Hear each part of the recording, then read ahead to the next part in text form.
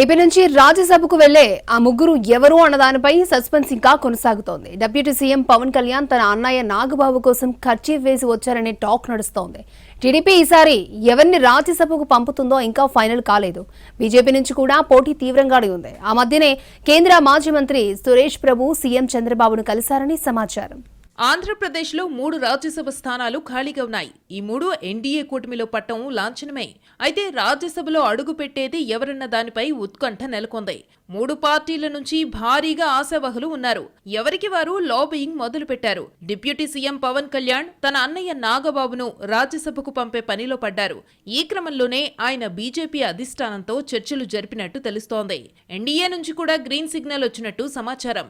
నాగబాబు జనసేన ఆవిర్భావం నుంచి తోడుగా ఉంటున్నారు. అయితే లింగమనేని రమేష్ పేరు కూడా పరిశీలనలో ఉన్నట్టు సమాచారం. ఒకవేళ నాగబాబు ఓకే అయితే సామాజిక సమీకరణాల్లో భాగంగా టీడీపీ నుంచి రేసులో ఉన్న సానా సతీష్, వంగవీటి రాధాకు భంగపాటు తప్పదు. పీఎస్సీ కార్పొరేషన్ చైర్మన్ కూడా కాపులకే ఇచ్చారు.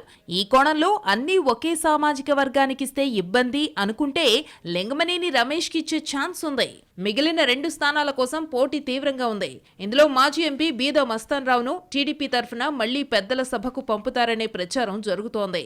2 ఏళ్లకు పైగా పదవీకాలం ఉండగానే బీద మస్తాన్ రావు, మోపిదేవి వెంకటరమణ రాజ్యసభ సభ్యత్వానికి వైసీపీకి రాజీనామా చేశారు. ప్రస్తుతానికి టీడీపీ ఇచ్చిన హామీ మేరకు మస్తాన్ రావును రాజ్యసభకు 2వ అభ్యర్థిగా ఎంపిక చేసే అవకాశం ఉందని అంటున్నారు. టీడీపీ నుంచి మరికొందరు ఆశావహులు లైన్లో ఉన్నారు. కిలారు రాజేష్, సానా సతీష్, టీడీ జనార్దన్, దేవినేని ఉమా, వంగవీటి రాధ, భాష్యం రామకృష్ణ, గల్లా జయదేవ్, కంభంపాటి రామ్మోహన్, కనకమేడల, అశోక్ గజపతిరాజు వంటి నేతలు పోటీలో ఉన్నారు.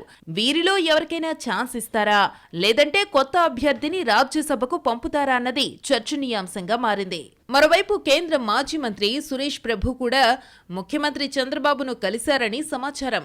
4 రోజుల ముందే ఇద్దరూ భేటీ అయినట్టు సమాచారం. తనను ఏపీ తరఫున నామినేట్ చెయ్యాలని కోరినట్టు తెలుస్తోంది.